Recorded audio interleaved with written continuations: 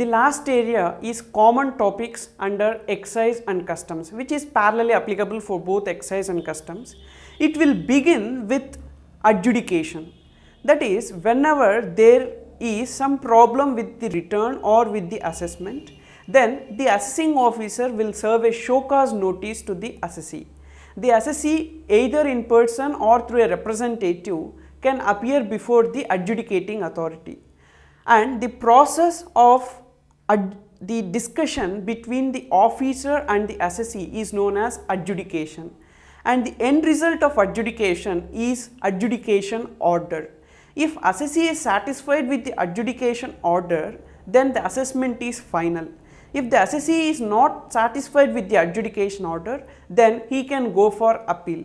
The appellate authority starts with Commissioner Appeals, then on the top CESTAT, that is Central Excise and Service Tax Appellate Tribunal, and on the top High Court and then Supreme Court. If the order is passed by a person below the rank of Commissioner, then the first appeal lies with Commissioner Appeals and then CESTAT, High Court and Supreme Court respectively. If the order is passed by the Commissioner, first appeal is with CESTAT and then High Court and Supreme Court.